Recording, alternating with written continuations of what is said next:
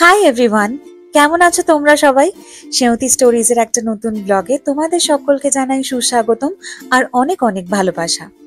আজকে আমি আর আমার হাজব্যান্ড সৌরভ আমরা দুজনে একটুখানি ডিসাইড করলাম যে আজকে টেল আভিভ ঘুরতে যাব। তবে অন্যান্য বারের মতন বাসে করে নয়, আজকে ট্রেনে করেই ঘুরতে যাব। কিন্তু একটা মুশকিল হয়েছিল, কি বলতো? নিচে নেমে যাওয়ার পরে লক্ষ্য করলাম যে আমি ঘড়ি পরতে ভুলে গেছি। তাই আবার ব্যাক করে এলাম নিজেদের অ্যাপার্টমেন্টে এবং সেখানে আবার দরজা খুলে ঢুকে ঘড়ি বার করে ঘড়ি পরে তারপরে আবার নিচে নামলাম। আসলে এটা একটা এমন অভ্যেসে হয়ে দাঁড়িয়েছে যে রাস্তাঘাটে যখন বেরিয়ে দেখি যে ঘড়ি পরতে ভুলে গেছি, তখন মনে হয় ঠিক আছে, খুব বেশি দূর তো আর যাইনি, আবার না হয় ব্যাক করে গিয়ে আবার পরে নিই। তো যাই হোক, এখন বেরিয়ে পড়েছি রাস্তায় আর হাঁটতে শুরু করেছি স্টেশনের উদ্দেশ্যে। স্টেশনটা আসলে ওই দিকে পড়বে, মানে অন্য দিকটায়। আমরা এই দিকটায় যেহেতু একটু একটু ছায়া ছায়া রয়েছে, তাই এই দিক বরাবরই হাঁটছিলাম। আমাদের রাস্তা ক্রস করে অন্য পার্টটাতে যেতে হবে, তারপর একটু নেমে গিয়েই স্টেশন পড়বে। আচ্ছা, এই যে গাছগুলো দেখছো না, এগুলো কিন্তু কমলা লেবুর গাছ এবং অনেক কমলা লেবু এখন হয়ে আছে। ওই যে দেখো, ওই ওপরে একটা ছিল, আর একদম সবুজ রঙের সব কমলা লেবু হয়ে রয়েছে। শীতকালে একদম দারুণ ভাবে ভরে যাবে পেকে ওঠা সমস্ত কমলা লেবুতে। আমি ছাতা খুলে নিয়েছি, কারণ এই রোদ, যতই এটা বিকেলবেলা হোক আর যাই হোক, এই রোদ আমাকে ভীষণ ভীষণ ভাবে যন্ত্রণা দেবে, কারণ মাথার যন্ত্রণা করবে এই রোদে বেশিক্ষণ ছাতা ছাড়া হাঁটলে। আর আমি যেহেতু টুপি পরতে খুব একটা পছন্দ করি না, তাই ছাতাটাই আমার মনে হয় একদম পারফেক্ট আমার জন্য। তো এই যে কার্ডটাকে আমি পাঞ্চ করে নিয়েছি আর চলে এলাম প্ল্যাটফর্মে। আমাদের ওই দিকে যেতে হবে, তো সেই জন্য আমরা যাব হচ্ছে সাবওয়ে দিয়ে, আর তারপর ওই দিক বরাবর উঠে তারপরে আমরা ট্রেনের মধ্যে উঠে পড়বো। তো এই যে সাবওয়ে দিয়ে যাচ্ছি, আর দেখো এই ট্রেনটাতে আমরা উঠবো। তো কোন দিকটায় উঠবো সেই সব দেখতে দেখতে ফাইনালি সৌরভ বললো যে এই গেটটা দিয়েই আমরা উঠে যাই।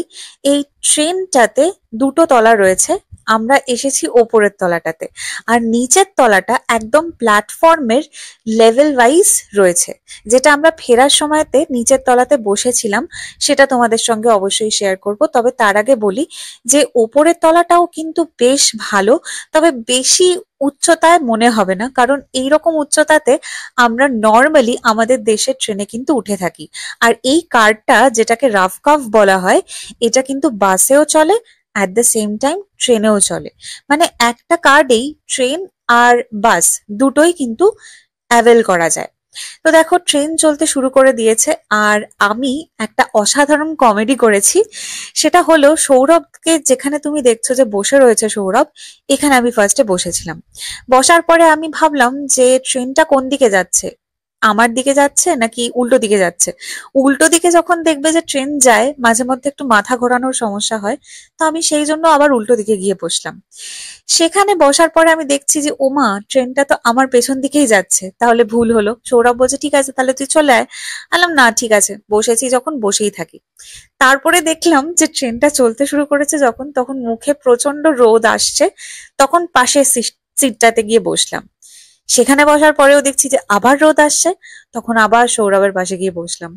সৌরভ বলছে যে পুরো একটা সার্কেল যেন আমি কমপ্লিট করলাম। আসলে কি করব, মুখের মধ্যে যদি এরকম রোদ লাগে, আর এই যে ওপরে একটা কভার ছিল, সেটা নামানোর পরেও কিন্তু রোদটা আসছিল, তাই খুব একটা কিছু লাভ হচ্ছিল না। তো ফাইনালি দেখো, আবার সৌরভের পাশে বসে পড়েছি, যদিও ওখানেও রোদ আসছিল একটা টাইমে পরে, কিন্তু যাই হোক, ম্যানেজ করে নিচ্ছিলাম। ইসরায়েলের রেহওয়াত টাউন থেকে আমরা ট্রেনের উঠেছিলাম, মানে রেহওয়াত যে টাউনটাতে আমরা আর কি থাকি, আর সেখান থেকে আমরা যাচ্ছিলাম হচ্ছে হা হাগানা স্টেশনটাতে। আর হা হাগানা স্টেশনটা বেশিক্ষণ লাগে না, 20-25 মিনিট লাগে রেহওয়াত স্টেশন থেকে। তো আমরা সেটার জন্যই একটু আগে আগে আর কি উঠে পড়ে দরজার কাছাকাছি এসে দাঁড়িয়েছিলাম। তো তারপরে দেখলাম যে আর একটু পরে উঠলেও চলতো, মানে 5-10 মিনিট ওয়েট করলেও চলতো। যাই হোক, তারপরেই নেমে পড়েছিলাম আমরা প্ল্যাটফর্মে। আমাদের আজকে মূল উদ্দেশ্য ছিল একটা ইন্ডিয়ান স্টোরে যাওয়ার, আর সেটা আমরা দেখে নিয়েছিলাম প্রায় 680 মিটারের মধ্যে পড়ে এই হা হাগানা স্টেশন থেকে। এই স্টেশন থেকে কিন্তু অনেকগুলো দোকান কাছাকাছির মধ্যে পড়ে। তো আমরা যে জায়গাটায় যাব সেটাও একটা ভিডিওর রেফারেন্সেই পেয়েছিলাম, আর সেটা হলো ইন্ডিয়ান হোলসেল মার্কেট, মানে অনেক জিনিসপত্র ওখানে হোলসেল বা বাল্ক হিসেবেই লোকে কেনে। তো আমরা সেটাই যাওয়ার জন্য রাস্তাঘাট এক্সপ্লোর করতে করতে চলেছি, কারণ এই দোকানটাতে আমরা আগে কোনোদিনই আসিনি, আর বারবার আর কি জিপিএস দেখতে দেখতে আমাদের যেতে হচ্ছিল। আচ্ছা, এই রাস্তাটা কিরকম চেনা চেনা মনে হচ্ছে না? আমার কেন জানি না মনে হচ্ছিল আমরা বেহালা চৌরাস্তা এলাকায় চলে এসেছি। একদম ওই রাস্তার মতনই দেখতে লাগছিল। হতে পারে যে এটা হয়তো ফ্লাইওভারটার জন্য মনে হচ্ছিল, কারণ রাস্তাটার মধ্যে একটা মানে পুরোনো শহরের ভাইব রয়েছে, যেটা আমরা পাচ্ছিলাম। অন্যান্য বার যখন টেলাভিভে এসেছি আমরা এমন এমন জায়গায় গেছি যেখানে কোথাও ওই পুরোনো ব্যাপারটা নেই, পুরোপুরি নতুন একটা দিক রয়েছে। এই দিকটা আমরা ফার্স্ট টাইম এলাম, আর সত্যিই অন্যরকম লাগছিল। সব থেকে ইন্টারেস্টিং, এখানে প্রচুর ইন্ডিয়ান দোকান রয়েছে। আর শুধু ইন্ডিয়ানই নয়, বিভিন্ন দেশের মানুষ মানে ইমিগ্রেন্টস কিন্তু এখানে রয়েছে নিজেদের ব্যবসা বাণিজ্যের জন্য, বা ধরো রেসিডেন্স হিসেবেই রয়েছে। তো আমরা এই দোকানটাতে এসেছি এবং ভীষণ ডিসঅ্যাপয়েন্টেড হলাম, কারণ সেই অর্থে স্টক ছিল না জিনিসপত্রের। খুব কম কয়েকটা জিনিস নিয়ে বেশিক্ষণ আর সময় নষ্ট না করে আমরা বেরিয়ে পড়েছিলাম। তারপরে দেখলাম এই চাইনিজ মার্কেটটা এবং ভীষণ ইন্টারেস্টিং লাগলো এখানে। তাই জন্য ভাবলাম একবার ভেতরে ঢু মারা যাক, দেখা যাক যে কি পাওয়া যায় আর না পাওয়া যায়।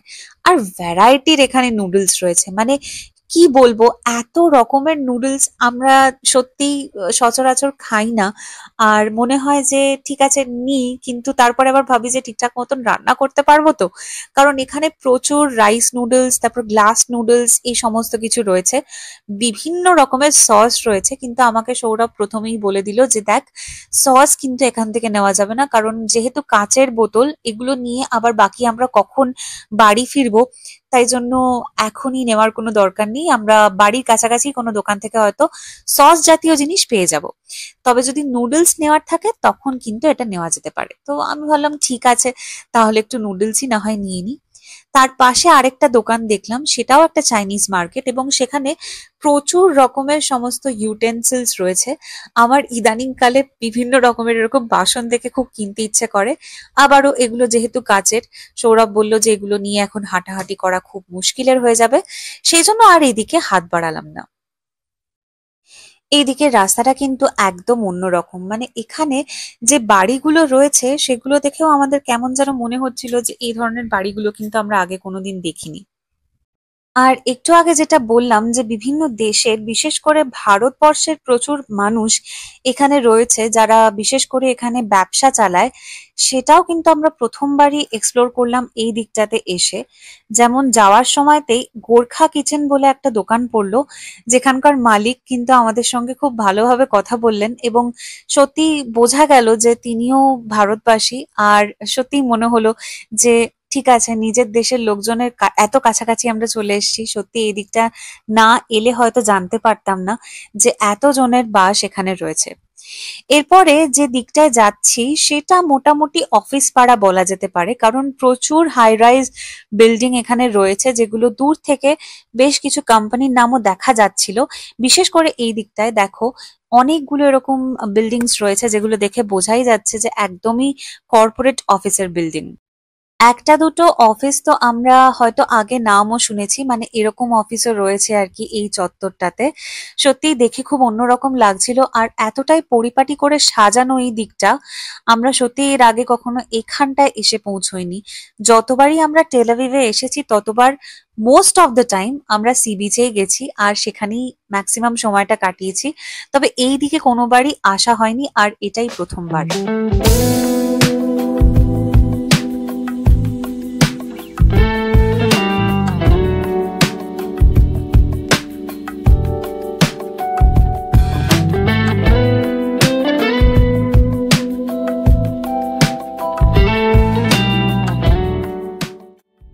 রাস্তাটা ক্রস করে আমরা এখন হাঁটতে শুরু করেছি একটা শপিং মলে যাওয়ার উদ্দেশ্যে।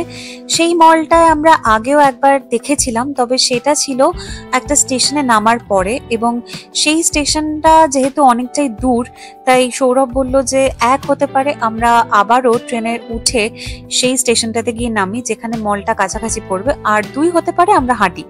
তো আমরা ভাবলাম ঠিক আছে, হাঁটাহাঁটি করাই ভালো, কিন্তু অনেকটা হাঁটার পরে একটুখানি হাঁপিয়ে পড়েছিলাম। তাই এই যে সাইডে বসার বসার জায়গাগুলো দেখছিলাম, তখন মনে হলো একটু বসেই পড়ি, একটু পাটাকে মানে রেস্ট দিই, একটু জিরিয়ে নিই, তারপর আবার না হয় হাঁটা শুরু করব। আর সন্ধে হওয়ার সাথে সাথে রাস্তার এই আলোগুলো জ্বলে উঠেছে, তাই বসে থাকতেও বেশ ভালোই লাগছিল। তো তারপরে দেখলাম যে বেশিক্ষণ বসলে আবার বসেই থাকা হবে, আর আবার হাঁটা শুরু করলাম। আর এই দেখো গোলবাড়ি, গোলবাড়ির কষা মাংস শুনেছি, এখন এখানে দেখছি যে গোলবাড়ি বলে একটা জামা কাপড়ের দোকানও রয়েছে। তো আমরা যাব এই মলটাতে, এই যে সিলিন্ড্রিক্যাল শেপের যে মলটা দেখছো, এটাই ইসরায়েলের আজরিয়েলি মল, টেল আভিভের বলতে পারো। তো সেখানেই আমরা আগেও একবার এসেছিলাম, তবে খুব বিশেষ কিছু আমাদের ঘোরা টোরা হয়নি, তাই এটা সেকেন্ড টাইম এলাম, যদি একটু ভালো মতন ঘুরে দেখা যায়। তবে বেশিরভাগ জামা কাপড়ের দোকানে একটা জিনিস দেখেছি যে এরা খুব কমন একটা কালার প্যালেট মেনটেন করে, আর সেটা হলো বেশিরভাগই সাদা, অফ হোয়াইট, কালো এই ধরনের রঙের, বা লাইট ব্লু, লাইট মভ এই কালার ছাড়া আর খুব বেশি যে ভাইব্রেন্ট কালারের জামা কাপড় এরা রাখে তা কিন্তু নয়। ইনফ্যাক্ট রাস্তাঘাটেও যখন দেখবো যে লোকজন ঘুরে বেড়াচ্ছে, তখনও কিন্তু এই রঙগুলোই বেশি দেখা যায়, মানে কালো, সাদা, অফ হোয়াইট বা ক্রিম কালার, এগুলোই বেশি লক্ষ্য করা যায়। তো আস্তে আস্তে চলেছি দেখতে দেখতে যে কোন জায়গাটায় ঢোকা যেতে পারে, কোন জায়গাটায় একটুখানি ঘুরে দেখা যেতে পারে। কিন্তু সত্যি বলতে কি, পাটা যা দারুণ ব্যথা করছিল, তবে সবকিছু উপেক্ষা করে যেহেতু আমি আর সৌরভ আমরা দুজনেই মলে ঘোরাফেরা করতে ভালোবাসি, তাই আস্তে আস্তে ঘুরছিলাম, একটু একটু করে দেখছিলাম যে কোন দোকানে কোন জিনিসটা বেশ ভালো লাগছে দেখতে। সেসব দেখতে দেখতেই দারুণ সময় কাটছিল। H&M বলে এই ব্র্যান্ডটার নাম তো আমরা অনেকেই শুনেছি, তবে H&M হোম রয়েছে, মানে হোম ডেকোরের সমস্ত জিনিসপত্র আরেকটা দোকানে, মানে এটারই একটা ফ্র্যাঞ্চাইজ দোকানে পাওয়া যায়, সেটা আমরা এই প্রথমবার দেখলাম। আর যথারীতি আমি তো এই জায়গাটাতে এলে এরকম জিনিস দেখলে, মানে এরকম আমার শোনা শোনা সমস্ত মানুষদের দেখলে আমি তো চলে আসবই, তাই অনেকক্ষণ এই জায়গাটাতেই আমি সময় কাটাচ্ছিলাম। আর বারবার ইচ্ছে করছিল যে কোনো একজনকে যদি বাড়ি নিয়ে যাওয়া যায় তাহলে বেশ হয়। তো তারপর যাই হোক, ভাবলাম যে না থাক, ঠিক আছে, আমার বাড়িতে তো অনেক ছানাপোনারা রয়েছে, আর এখানে না হয় জনসংখ্যা আমি বাড়াবো না। আমাকে সৌরভ বলছিল যে দেখ, ভেবে দেখ নিবি কিনা, কারণ বেশ কম দামেই কিন্তু রয়েছে। সব থেকে যেটা ভালো লেগেছিল সেটা হলো এই যে এনাকে, ইনি একজন পেঙ্গুইন, কি সুন্দর দেখতে দেখো, মাথায় আবার একটু ঝুঁটিও করা রয়েছে, ভীষণই কিউট লাগছিল। আর বারবার হাতে নিয়ে নিয়ে দেখছিলাম। সৌরভ বলছে নিবি তো বল, আর নয়তো চল। তো যাই হোক, তারপর ওখান থেকে বেরিয়ে এলাম আরেকটা দোকানে যেখানে জামা কাপড় রাখা রয়েছে। আর দেখো ম্যাক্সিমাম জামা কাপড়ের রং কিন্তু যেটা বললাম একটু আগে, সাদা বা অফ হোয়াইট বা হালকা ব্লু কালারের। সৌরভ একটা টার্ম ইউজ করে, চোখ বোঝা রং, তো খানিকটা সেরকমই চোখ বোঝা রঙের জামা কাপড় রয়েছে, যেগুলো আমার বা সৌরভের দুজনেরই আমাদের ভালো লাগে, কিন্তু সব সময়ের জন্য না। তারপর অনেক ঘোরাঘুরির পরে আমরা ফাইনালি একটু খেতে বসলাম। আর খেতে বসার পরে আমরা পিৎজা অর্ডার করেছিলাম, তবে যেহেতু পিৎজার সাইজটা বেশ ছোট আকারেরই, তখন মনে হলো যে দুটো অর্ডার করে নিই। যদি মনে হয় যে খেতে পারবো না বা শেষ করতে পারবো না, তাহলে অবশ্যই প্যাক করে নেব। তবে আমরা আগেও অন্যান্য রেস্টুরেন্টে গেছি যখন এখানকার, তখন দেখেছি যে প্রত্যেকটা মানুষই কিন্তু পিৎজা একাই একজন নিয়ে বসে, খুব বড় সাইজের এগুলো হয় না, রেগুলার পিৎজাই বলা হয়। তো যাই হোক, খাবার অর্ডার করে বসেছিলাম, আর তখন ভাবলাম ব্রেসলেটটা পরেই নি। এই ব্রেসলেটটা এইখানকারই একটা ছোট্ট স্টোর থেকে কিনলাম, তার সাথে একটা গলার ছোট্ট নেকলেসও কিনেছি, খুবই সামান্য মানে কেনাকাটা হয়েছে আর কি। এই দুটো জিনিসই কিনেছি, এর বাইরে আর কিচ্ছু কিনিনি, কারণ সৌরভেরও কিছু পছন্দ হলো না, আর আমারও এই দুটো জিনিসই পছন্দ হয়েছে ব্যাস। তো ওই জন্য ভাবলাম পরেই নি হাতে, আর শুধু শুধু বাড়ির জন্যই বা কেন অপেক্ষা করব। তারপর দেখো পিৎজা চলে এলো। ক্যামেরায় হয়তো একটু বড় লাগতে পারে, কিন্তু পিৎজাটা একার জন্যই যথেষ্ট। মানে সামনে যদি দেখতে পারতে তাহলে বুঝতে পারতে যে পিৎজার সাইজটা কিন্তু মিডিয়াম সাইজের, মানে খুব বেশি বড় না, একা একজন মানুষ একেবারে অনায়াসেই শেষ করতে পারবে। খাওয়া দাওয়ার পরে আমরা ফাইনালি চললাম বাড়ির উদ্দেশ্যে। আর ওই মল থেকেই ডিরেক্টলি স্টেশন যাওয়ার একটা রাস্তা রয়েছে। তো আমরা এবার টিকিট কাটলাম, মানে কার্ডের পরিবর্তে আমরা টিকিট কেটে নিলাম। আর এই টেল আভিভ থেকে, মানে টেল আভিভের এই স্টেশনটি থেকে, এই হাগানা স্টেশন থেকে আমাদের বাড়ি অব্দি, মানে রেহাওয়াত টাউন অব্দি যে ভাড়াটা লাগে সেটা হলো প্রায় 19 শেকেল। আগে 18 শেকেল ছিল, এখন 19 শেকেল হয়ে গেছে, এখন একটু দাম বেড়ে গেছে। তো দেখো এইটা হলো ট্রেন, আর বুঝতেই পারছো বাইরে থেকে দেখে যে দুটো তলা রয়েছে ট্রেনের, আর নিচের তলাটা একেবারে প্ল্যাটফর্মের মানে প্যারালাল মনে হচ্ছে। ঠিক মনে হচ্ছে যে প্ল্যাটফর্মটা যেখান দিয়ে আমি হাঁটছি তার পাশেই যেন কেউ একজন বসে রয়েছে। তো যাই হোক, যে ট্রেনটা দাঁড়িয়ে ছিল সেটা আমাদের নয়, আর এটা অন্য একটা লাইনের ট্রেন ছিল। এটা আবার একটু অন্যরকম দেখতে। সৌরভ বলছিল যে ও যখন সুইজারল্যান্ডে গেছিল তখন ওই জায়গাতে যেরকম ট্রেন দেখেছিল এটা খানিকটা সেরকমই লাগছিল দেখতে। তবে ওই দিকের ট্রেনটাও আমাদের ট্রেন তো নয়, তাই জন্য এইবারে আবার অপেক্ষা করলাম আর ফাইনালি ট্রেনে উঠেও পড়লাম। দেখো নিচে একটা গার্বেজ ফেলার জন্য প্যাকেটও রেখেছে, বেশ ভালোই লাগছিল, কেমন একটা শতাব্দী এক্সপ্রেসের মতন ফিলিংও আসছিল আমার। কারণ যেহেতু এরকম টেবিল রয়েছে, সামনে মুখোমুখি বসা যায়, শতাব্দীর মাঝখানেও এরকম টেবিল রয়েছে। তো ফাইনালি বাড়ি চলে এলাম, আর ওরকমই সময় লেগেছিল আধ ঘন্টা মতন। এসে একটুখানি গ্রিন টিও খেলাম, আর এই সব আজকে কিনেছি। এই যে ইন্ডিয়ান স্টোর থেকে যেটা নিয়েছিলাম ওখান থেকে একটা এই ফালুদা মিক্সটা নিয়েছি। এখানে শুধু বলছে যে দুধ অ্যাড করতে হবে, আর কিছু না। এটা ছাড়া নিয়েছি হচ্ছে সেমুই বা ভার্মিসেলি। সৌরভ বলল যে একবার বানিয়েছিলিস আরেকবার বানাবি, আমি বললাম হ্যাঁ ঠিক আছে নিয়েই নি, কারণ এই পায়েসটা খেতে আমি ভালোই বাসি। আর এই যে রাইস নুডলস নিয়েছি। দেখো এখানে কিন্তু থাই ভাষাতে লেখা রয়েছে, আমি যদি খুব ভুল না হই এটা তো থাই মনে হচ্ছে, তবে নিচের ল্যাঙ্গুয়েজটা অবশ্যই চাইনিজ মনে হচ্ছে। সেই জন্যই আমরা ভেবেছিলাম যে ওটা চাইনিজ দোকান। সম্ভবত ভুলও হতে পারি, আমি সঠিক তথ্যটা সত্যিই জানি না, তবে দেখে এটাই মনে হলো। তো দুটো দুরকম নিয়েছি, একটা একটু মোটা আর একটা একটু সরু আকারের নিয়েছি। আর ওই ইন্ডিয়ান স্টোর থেকে একটা মাথায় দেওয়ার প্যারাশুট হেয়ার অয়েলও নিলাম, কারণ আমরা যে তেলটা ব্যবহার করি সেটা আর্গান অয়েল। নারকোল তেলের সত্যিই আমার মনে হয় কোনো বিকল্প হয় না, কারণ আমি অনেকবারই নারকোল তেল ভালোভাবে ইউজ করে যথেষ্ট ভালো ফল পেয়েছিলাম। আর নিয়েছি হচ্ছে হাজমোলা। হাজমোলার ওই বয়াম বা জার টাইপের জিনিসটা ছিল না, এরকম প্যাকেট ছিল, তাই জন্য ভাবলাম অল্প করে একটু প্যাকেট হাজমোলার নিয়েই নি। ব্যাস এই সবই আজকে কেনাকাটা করেছি, খুব বেশি তেমন কিছুই কিনিনি।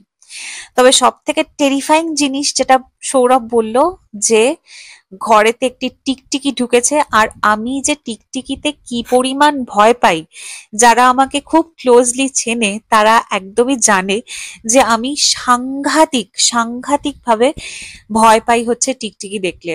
আমাকে সবাই বলে যে অত্যন্ত নিরীহ একটি প্রাণী, কিন্তু তাও আমি যে কি ভয় পাই সেটা আমি বলে বোঝাতে পারবো না। যাই হোক, আমি জানি না এ যাবে কিনা আদপেও, নাকি এখানেই ঘাঁটি গেড়ে বসবে, তবে কিছু বলার নেই। আজকের মতন এখানেই ভিডিওটা শেষ করছি। ভালো লাগলে অবশ্যই লাইক করো, আর চ্যানেলটাকে প্লিজ প্লিজ সাবস্ক্রাইব করে দিও। দেখা হচ্ছে নেক্সট ব্লগে। বাই।